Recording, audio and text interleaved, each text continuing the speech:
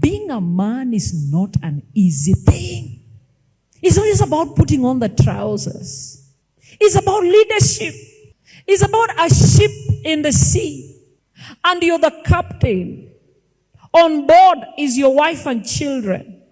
And the sea is stormy. But people must get to the other side of the shore. They depend on you for direction. Things get bad.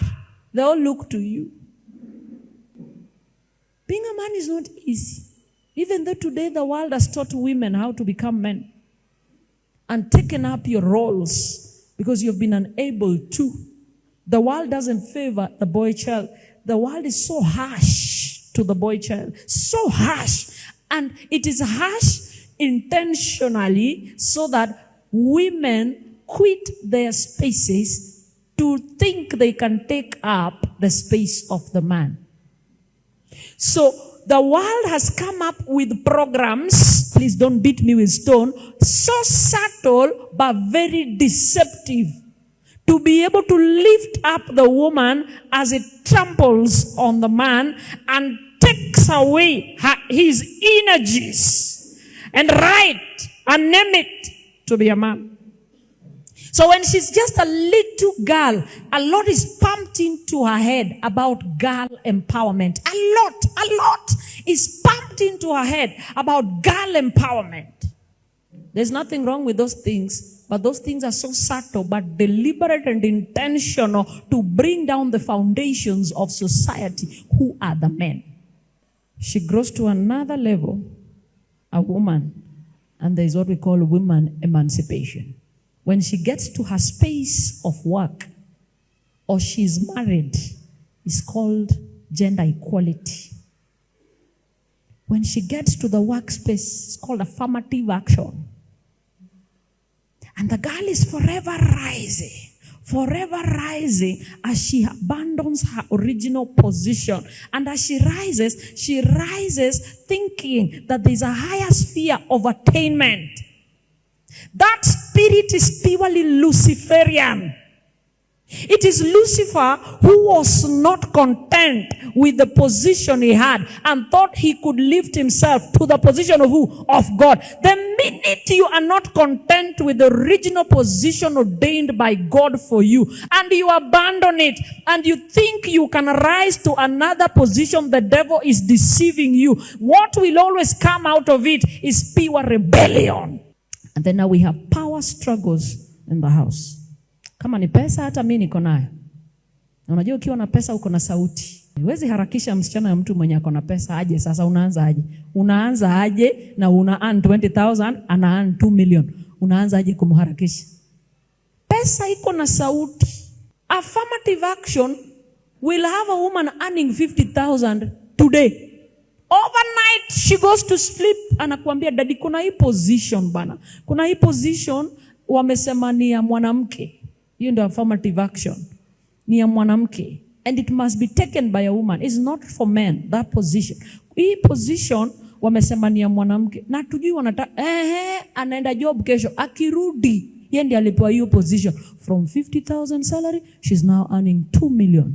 I tell you, she'll pull shots that will scare you. Wambia, daddy, you know now with the position I have, we have to move from Sofia to Kanya. To Kanya. Muko na estate gani hapa inakaa runda hivi? Muko na runda hapa? Runda ya ukweli ama runda ya jina?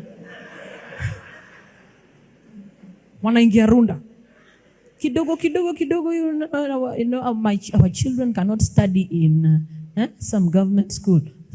Nova Pioneer, or international school. I know the husband, as you're told these things, it's playing out in your mind. How am I? Tana nakwambia, babe, I cannot pay for these things. But you don't have to worry. I've taken care. There is nothing that breaks the heart of man when you tell him, I can take care of it. That thing needs tact and wisdom. You don't just borrow it like poop. I've not said girl empowerment is wrong. I'm saying that I think we need to halt it and pull the boy child to that level. Otherwise, we remain with a society of men that cannot handle us. So the problem is not the women. So the girl is too empowered for a man who's not empowered to handle. You're not equally empowered to handle this guy. You can't. Today, they are single. But they are single, they're doing a Tesla, a Lamborghini. She's living in Kitisuru. But she's single. And you who has an equal level of education, still tamaking, saying one time.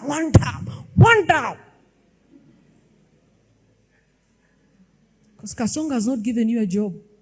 She has career advancement opportunities like nothing. At a place of work, she's already having a PhD scholarship to UK, to US. And she comes home and tells you, I have to go for this thing. 4 years, you remain with children. And there's nothing you can say because you have no money. She has it. It's power. When she comes back, she's no longer sitting in the office. Her job involves lots of travels. Daddy, I'm going to China. When she comes back, spends 2 nights, Japan. 1 night, come back, pick her clothes, Seychelles. She lives the life of a pastor. Their pastors come from one kitchen to another for 1 month. And she's interacting with men that have made it in life. And when she comes home to a man who has no sense of direction. Being a man is not easy. Leadership is about your subjects are sleeping, you are seated. Your subjects are seated, you are standing. They are standing, you are walking. They are walking, you are running. They are running, you are flying. When you are a man and a leader, pray they will not overtake you at any point. And that can only happen if you quit the inferiority complex mentality. If you see your wife is coming up, pray even fast. Lord, this guy is coming up. Take me higher.